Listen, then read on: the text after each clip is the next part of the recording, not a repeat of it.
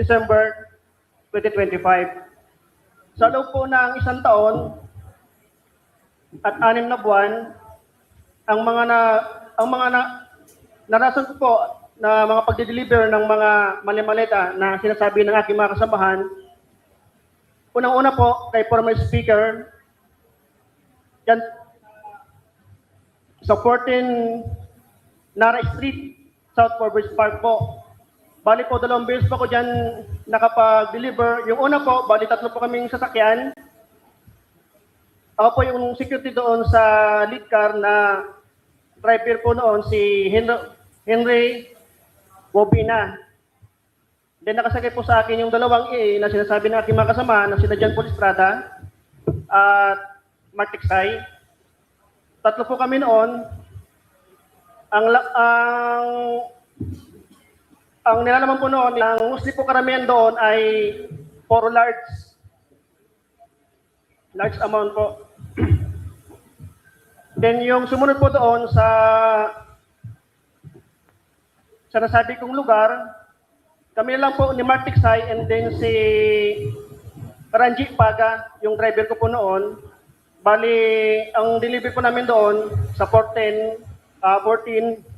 Nara Street, hindi po bababa sa 7 na mix na po yon. May small, medium, and large.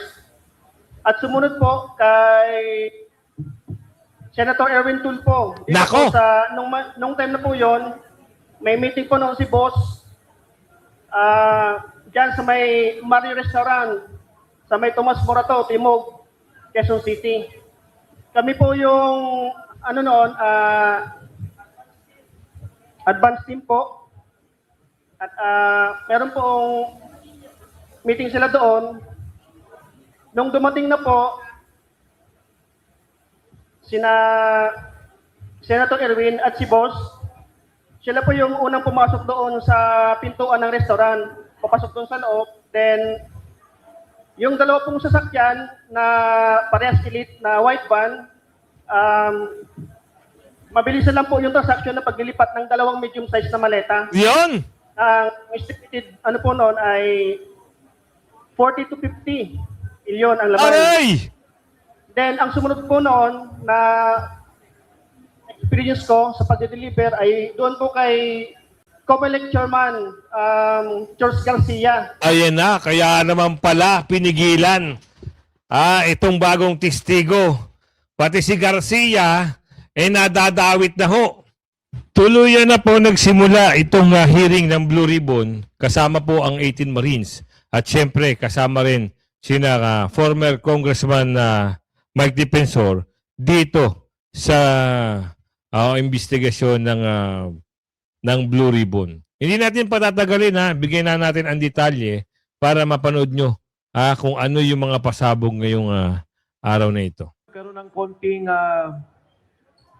siguro hindi pagkakaintindihan sa mga kasama po natin sa Senado, pero ito po'y talagang patawag ng Senate Blue Ribbon Committee. Kanina, nandito si Senator Robin, Senator Amy Marcos, maging kahapon, dumaan po ang buting Senador Robin Padilla para tingnan at magkaroon ng ocular inspection dito sa ating kinalalagyan sa ngayon.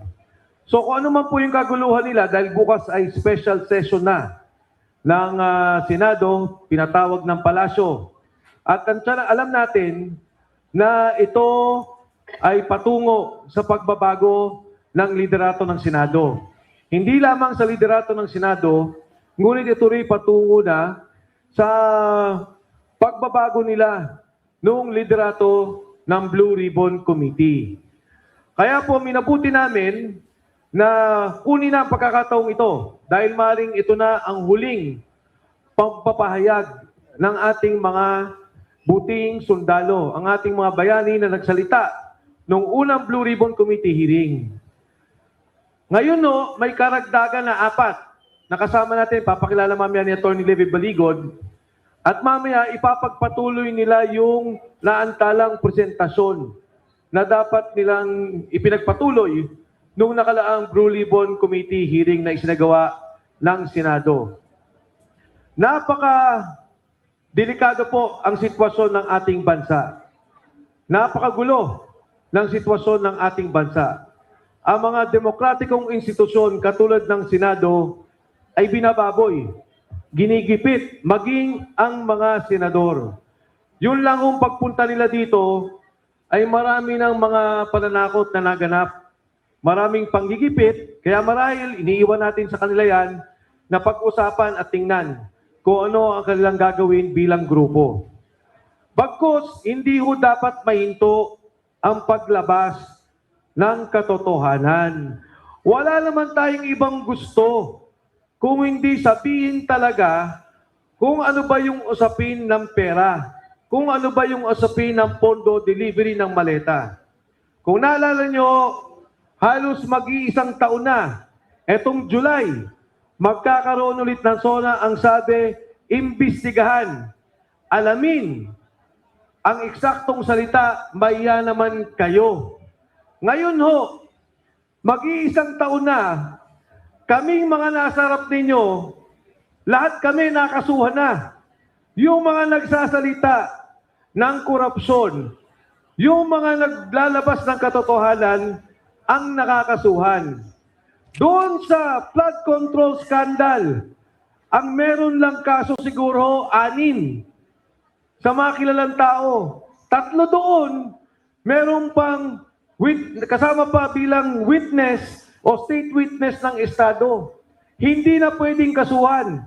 Wala nang pondong pwedeng kunin sa kanila at mabalik sa kaban ng bayan. Ito ang galit ng taong bayan. Ito ang galit ng Pilipino. Yung katotohanan, patuloy na ayaw palabasin. Kaya ho, yung sinasabing usapin ng liderato ng Senado, yung sinasabing Constituent Assembly, wala ho yun sa aking palagay at sa palagay ng maraming tao. Ang talagang problema yung Blue Ribbon Committee. Ang talagang problema kung saan tutungo yung flood control scandal. Yun. Kaya po sa pagkakataong to, nais ko lang kilalanin, Attorney Harold Respicio, halika rito. Sumama ka sa amin. Kasama po natin to sa lahat ng labanan. Kaya Nandito po, na ho lahat ng mga galing eh. Abogado, congressman, mambabatas. Andito na ho sila. Sila ho ay lumalaban at naninindigan para doon sa mga durobo na ninakaw, na kaban-kaban. Hindi lang ho birong pera yun ha. Bilyon, trilyon. Bakit kamo? Magkano ba yung nai-issue sa isang maleta? Oh, may naglalaman ng 50 million, 60 million, 70 million. Isang maleta lang ho yun ha. Baka akala nyo, 5 maleta yun. Isang maleta. May medium, small size at large. May extra large pa.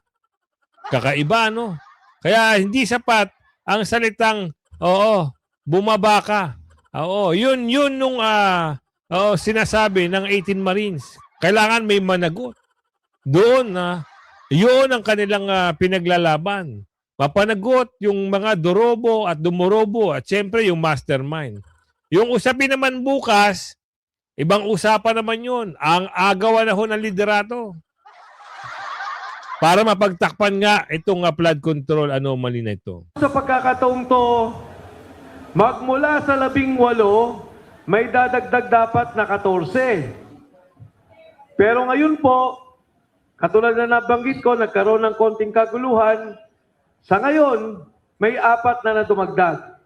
At ang pagpapatuloy po niyan, para ipakilala. At mamaya, ang ating mga sundalo magsasalita. Sila po ang pakinggan natin. Sila yung nakakaalam kung ano yung mga nangyari. Ano pa ba ang mga dapat malaman? Mahaba po ang kwento nito. Individual, iba-iba partisipasyon nila. Sa pagpapatuloy po, bigay ko naman sa isang magiting nating abogado ang nagtaguyod sa kanila at patuloy na lumalaban. Sa ngayon, ang mga magkakasamang to, 10 na ang kaso na ipatong bawat isa sa kanila. Mga kasama, wala pong iba. Attorney Levy Baligod.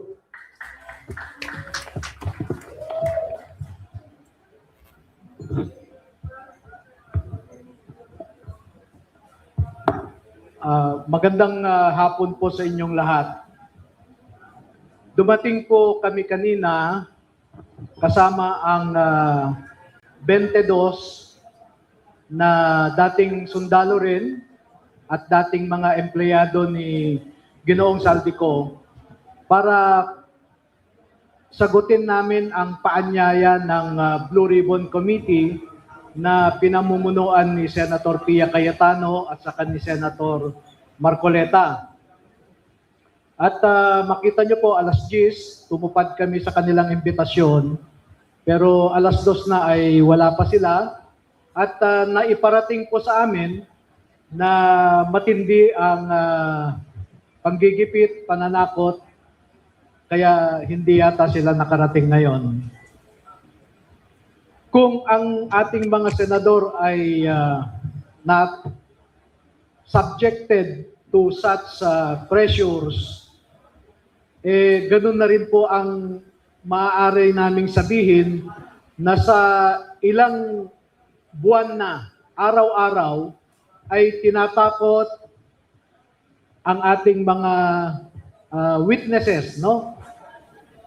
Itong mga 18 plus 4 na witnesses natin. Araw-araw po yan, dumadaan kami sa pananakot, dumadaan din po sila sa panunuhol, no?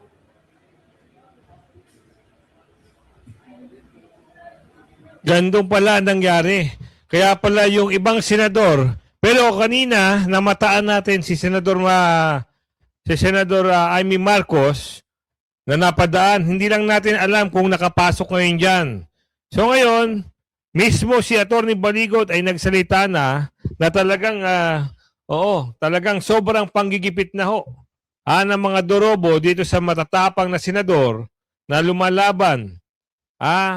At talaga namang naninindigan. Pero sa sitwasyong ito, makikita nyo na hindi na ho ata dadalo sila Senador Alan Peter Cayetano. Gayon man, nandito na yung mga matitibay at matatapang na Marines. At dadagdagan pa ng 4. Paano na? Paano na ito? Ngayon mamaya, ano ang nag-live ho si Senador Alan Peter Cayetano, alamin natin. Kasi, dapat nandyan na siya alas 2 Pero nagkaroon siya ng live at hindi ko lang sure kung ano yung binanggit niya doon.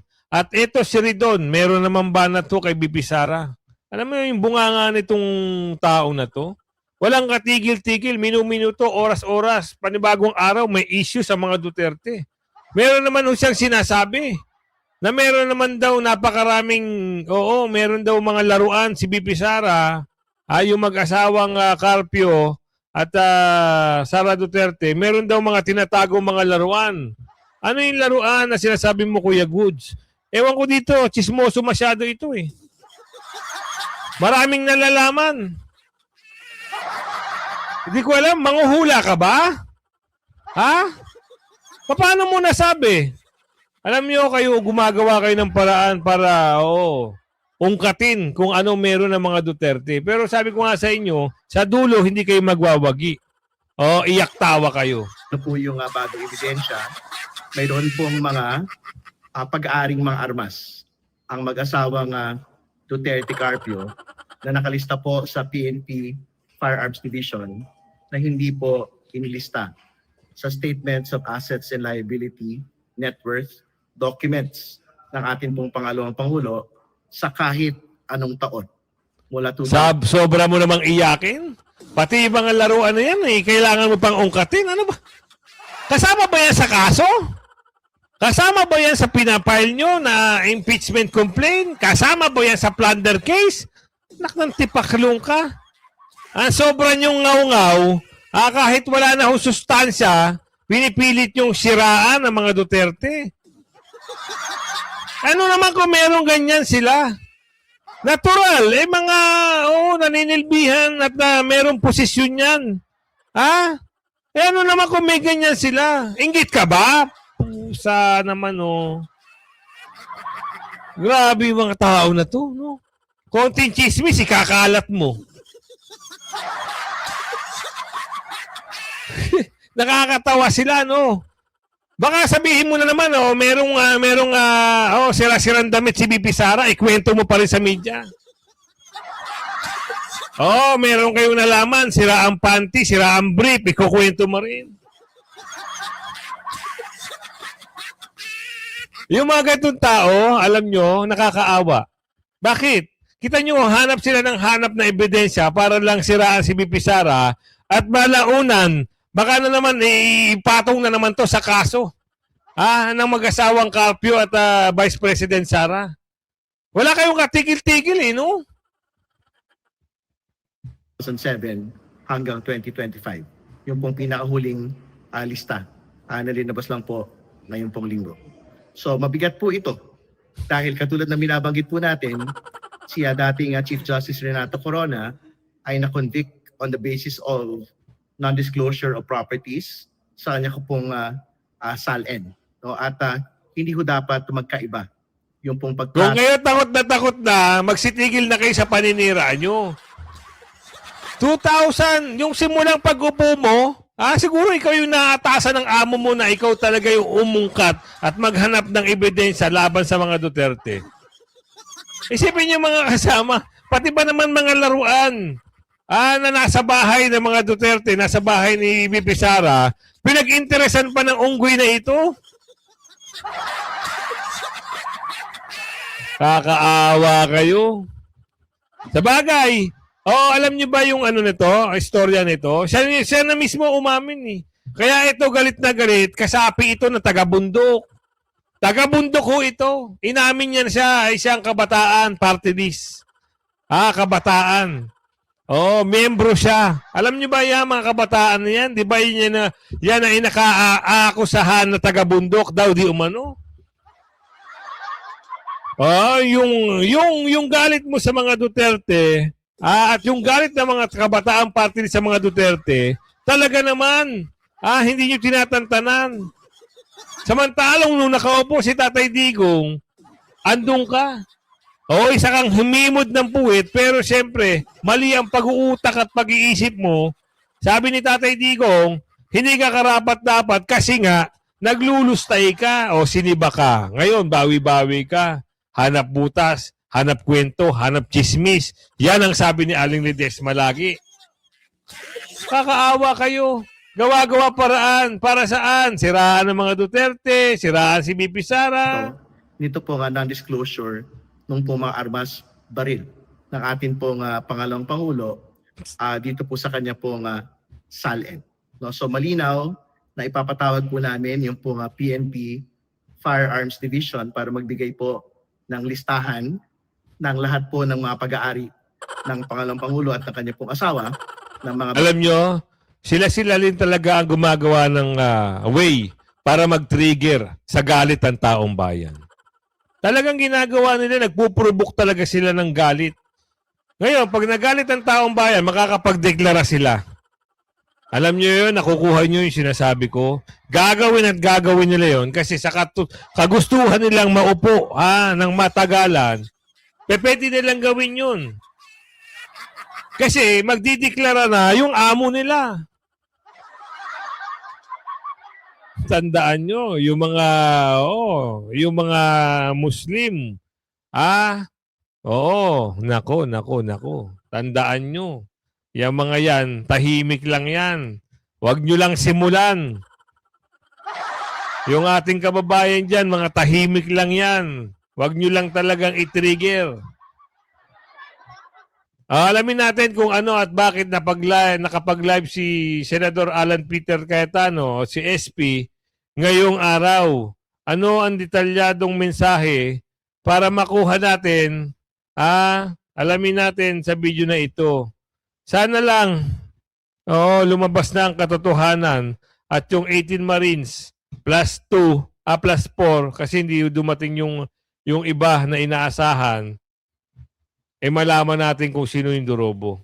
So, kung 13 na sa kanila, congratulations. We know how you got it, sa pananakot, panunuhol, sasabihin, ikukulong. But sabi namin na anytime na 13 kayo na mamuno. Pero hindi magbabago principle namin. Kaya ang tanong ko, kung makukuha nyo yung 13, buburahin na naman natin yung flood control or IFRO front and center natin preside. Ayaw nyo na ang numero ay 24. Tapos sinasabi ng ibang prosecutors, hindi. Nawala yung live. Bakit?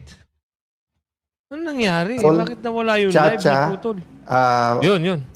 pag whitewash nung para nga ma-extend yung term. Sana mali ako. Sana mali. Pero sa ginagawa, tignan niyo po sa Senate, paulit-ulit siya, magtrabaho, walang drama.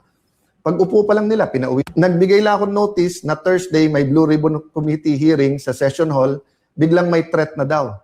Pero hindi ma-confirm ng ibang security forces. Pero bukas sa session, pwede nang ulit gamitin at pwede tayong lahat. Pero today and yesterday, bawal na ang mga senador may bisita. So hindi ba lockdown din yon? Paulit-ulit sila, bantayan daw ako, baka daw padlocking ko yung Senado. Basically, pinadlock na nila eh. 'Di ba? Na sila na nagde-determine sinong pwedeng pumasok o hindi. Simpleng kapitan, simpleng konsehal. Anytime pwede ka pumasok ng barangay hall. Of course, hindi pwedeng armado, hindi pwedeng 500 kayo papasok dyan. May security protocol. Ang dami namang kagalang-galang and I respect the PNP, lalo NCRPO, SAF. Yung mga nasa labas ng Senado, I think is NCRPO and SPD. Wala namang gulo eh. Kung may nagrarally, peaceful naman sila doon. Kung may Alam niyo, Senador, sino nagpapagulo? Yan, si Tibag-Tibag. Oo. Ngayon, parang sila pa ngayon parang iba na ho ang trabaho ng ang alagad ng ng BIN at saka mga kapulisan natin. Parang ang mandato ngayon ay namumuno na ata yung OBIN eh. Wala nang silbi ata daw di umano itong yung mga PN. Parang wala nang silbi. Kasi ang nauunang tawagan at nagko-command na si NB. 'Di ba? Nakukuha nyo. Ngayon nga may sinabi sila eh. Yung pupunta sa hearing ipaaresto dahil daw merong mga nilabag. Anak ng tokwa naman ka, Rudy. Pati ba naman nung hearing sa labas, ipakekelaman nyo pa. Wala kayong ibang ginawa, kundi, gipitin itong mga Cayetano Black at itong mga 18 Marines plus 4. Hindi ho nakarating yung ibang 14 na Fearless 40 na sinasabi. Hindi ho nakarating. konting gulo na ayos. Pero bakit gano'n na ang Senado? Because they're sending the message, huwag kayong lumaban sa amin. Pag lumaban kayo, kaso, kulong, hopefully walang patayan. But allow me to say all of this because we never know. And number 2, what we're fighting for is nothing less than the kind of government we want, the kind of Philippines we want, the environment that we want to have. Do you want a healthy environment where students can study, where Filipinos are healthy, when hindi na kailangan mag-abroad? Kaya po yan kung tanggalin natin yung massive corruption. Tama. Pero kung mangyayari po ngayon ay takot lang. So tinatakot lahat. Okay, pag lumabas yung masterminds, baka maging presidente si VP Sara, no? Nakailan laban na po tayo in the past. Ang panakot parati sinong vice president, or during martial law tinanggal ang vice president. Pag tinanggal daw si FM Senior, baka magkagulo. So magulo na po. Magulo na, nagkakagulo na sa corruption. Hindi magulo sa kalye, pero magulo ang sistema natin, kaya maraming kailangan umalis ng Pilipinas para maghanap ng trabaho. Maraming nagugutom dahil magulo ang pagnanakaw sa ating bansa. Ang kailangan ayusin ay mawala ang pagnanakaw. Hindi yung ayusin yung pagnanakaw na yun ang ginagawa ngayon. So nung sinabing magulo kasi sa pagnanakaw, ayusin pagnanakaw, ayusin natin tahimik, sino lang, tama lang, medium-sized maleta lang. Hindi po. We have to change all of that and we have that opportunity. Yeah. So let me sum it up, no? The Blue Ribbon Committee, habang yan po ay legitimately under sa grupo, we will support Senator Dante Marcoleta. Tama naman eh. Ito naman yung legitimate eh. Yung isang grupo, yun yung mga bulok. Illegitimate o hindi valido. Ipapaintindi natin sa inyo at lalong-lalo na doon sa mga kampo ng mga ob-ob. 13 ho para makabuo ng quorum at may sagawa nyo. Hindi 12, hindi 10, 13. Yun ang sabi ng mga galing na abogado. Pati mismong Supreme Court, umaagri dyan. Hindi natin alam bakit nabali ang batas eh. napilayan ng batas eh. Nagawa ng kwento, nakakuha sila ng miyembro na bulok na 12, na ipanalo nila yung quorum nila. Hindi ho valido yun. Yun ang sabi ng magaling na abogado. At ito na sinasabi ni Senador Alan Peter Cayetano na SP ng Blue Ribbon, ng Senado, ng Senate President, nasa kanila ang liderato, sila ang kinikilala ng taong bayan, hindi yung sa bulok na 12. Under much pressure, baka nga kasuhan na daw, baka labasan na ng warrant of arrest. Hindi niya magamit yung session hall or and then yung coordination sa labas, napakahirap po. Witnesses, be strong, be steady in any way you can. Tell your story because you never know if you'll have the opportunity or not. Special session, we continue to discuss but obvious sa amin ang target dito ay kunin ang Blue Ribbon Committee at i-secure yung Senate presidency. Actually, pinag-usapan namin ng grupo, kunin na nila lahat, Senate presidency, lahat ng committees. Pero kung sincere sila, iwan sa atin yung Blue Ribbon Committee para ang buong katotohanan. Mag-attend sila. Hindi naman natin gusto ng hearing na isang side lang nandun, pero hindi bibigay. Supreme Court, pray that it will be taken up. Pray for all the justices. Pray na ma-articulate ng both sides yung kanilang stand. Diba? Tapos Senate, pag-pray nyo po, kasi ang Senate is the last bastion of democracy. No? Yun ang sinasabi na, ibig sabihin po, pag napatahimik na lahat, nandyan yan. Kasi dumating ang time in martial law, pati media, kaya nga hangang-hanga dati ako nun sa Malaya at saka sa Inquirer dahil nga may boses ng oposisyon. Ngayon, ang style nila is hindi patahimikin yung media kung hindi guluhin, di ba? Tignan nyo yung sabihin lang, wag tawagin 18 Marines. Bakit? Hindi ba sila dati Marines? Tama. Hindi ba pati pag-retired tawagin? So naging bagman. Ang bagman po, yun yung taga-kuha mo ng pera, hindi yung taga-buhat ng pera. So yung mga bagman po, yun po ang sinusumbong nung 18. Hindi po sila bagman. Tapos ngayon, former employees of Zaldico. At yung mga media sumusunod yung iba. So, paano, Senador? Bayad eh. Diba? Masarap kumamal.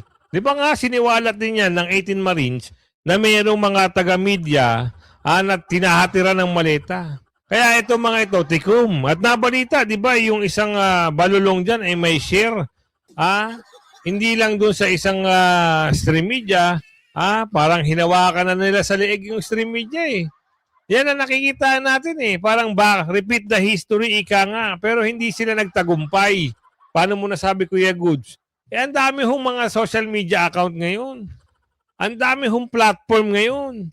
Hindi nila na mabibili yan. Hindi nila kayang brainwash yan. May mga paninindigan yung iba dyan. Doon sa mga mukhang pera na stream media, matatapalan yan. Pustahan tayo. Hindi nga binabalita ngayon yung nangyayari dyan eh. Alam nyo kung sino na nakakover dyan, SMNI, Net25, yun lang. Yung the rest, wala na. Kaya maganda ngayon, hindi nila kayang tapalan kasi may sariling account. Kaya pwedeng mag-live, pwedeng mag-post, pwedeng mag-stream. Alamin nga natin kung ano yung sitwasyon ngayon dito sa loob at meron na hong tumayo at para magsalita na isang miyembro ng bagong Fearless 14.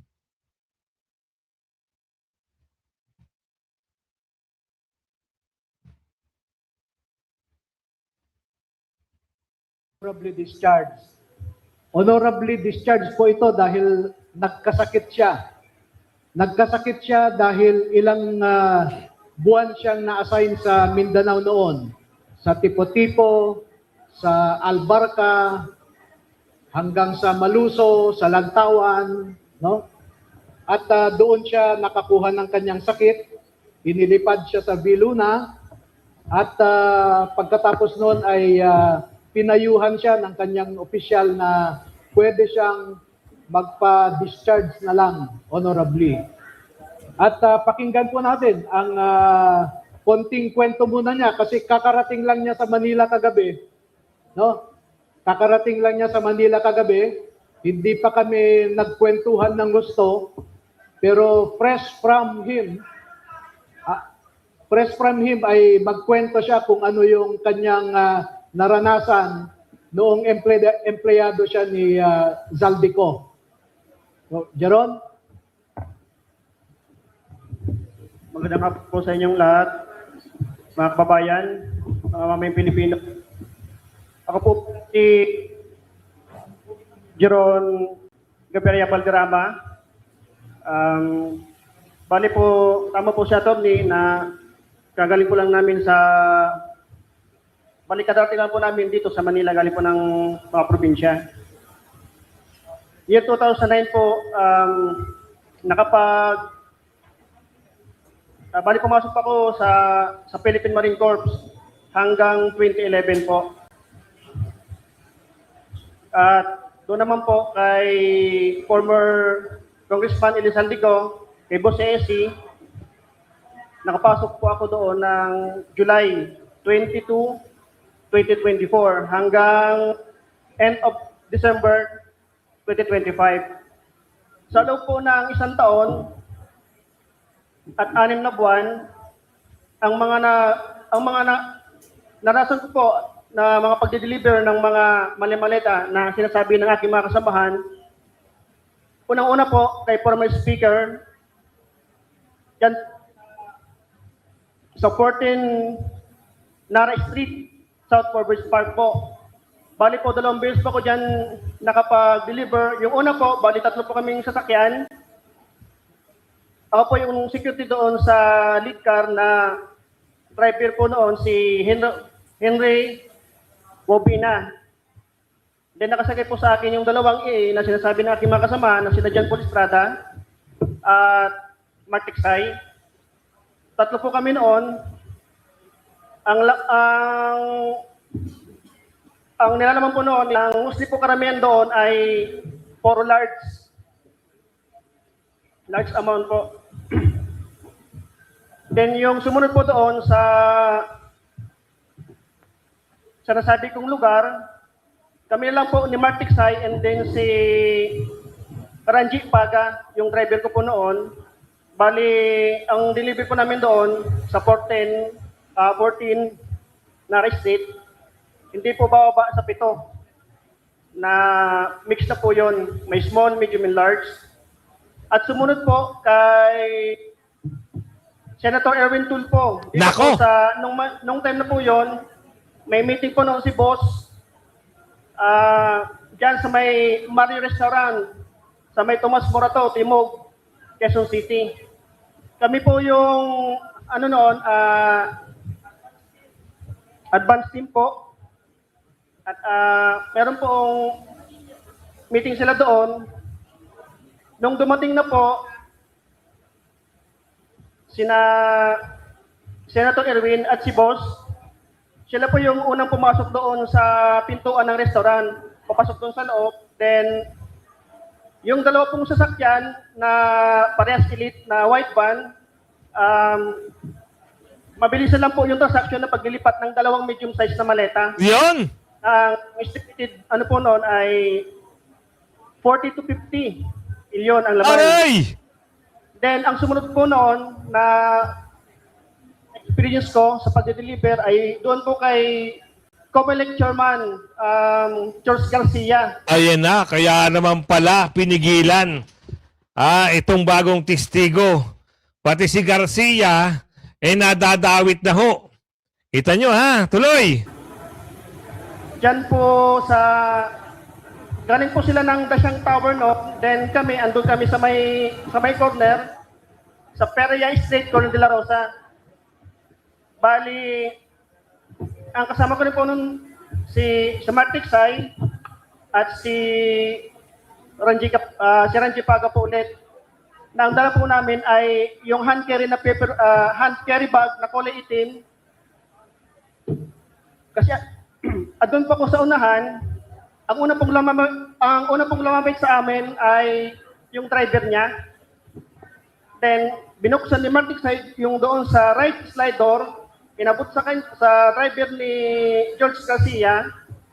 Then pagkalagpas po ng mga ilang metro, magkasalubong po sila ni George Garcia. Then lumapit din po si Chairman George Garcia. Then binuksan po ulit ni Mark Tiksay yung sliding door. Then inabot po yung receiving copy. Yun po nasaksihan ko doon. Then, tinanong ko po si Mark Desai, sabi ko, Boss Mark, magkano po ba yung laman ng hantera na yun? Sabi niya 10 million daw po. Yun lang po at maraming salamat po. Aray ko, George Garcia. Paano mo ngayon idedepensahan itong siniwalat ng bagong testigo? Kaya naman pala pinipigilan at pilit tinatakot itong mga bagong testigo, may lulutang na bagong pangalan. Ang saklap, ano? Talagang ibang klase ang pandodorobo. Kasabwat ka pala! Oo, ngayon ito ha. Lalabas ngayon ang katunayan dito. Kaya kung umabot ka sa video natin ito, ako naman ho ay maglalambing. Paki-like and share nyo ang video natin. At syempre si Mang Banat, subscribe nyo ha. At hindi na siguro tayo mag-shoutout muna kasi na-excite ako. Hindi, mag-shoutout na tayo kasi baka mamaya sabihin nyo, Kuya Goods, hindi tayo nakapag-shoutout. Shoutout tayo para masaya.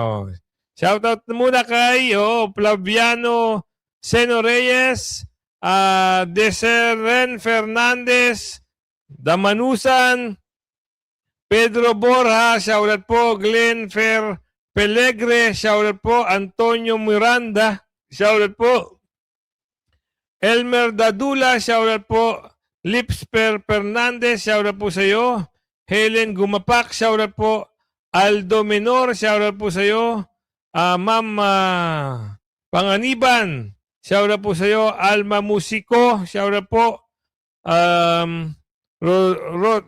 Rodi Salvacion, shoutout po sa iyo. Ayan kung umabot ka sa video natin hanggang sa muli po, like and share. Bye-bye!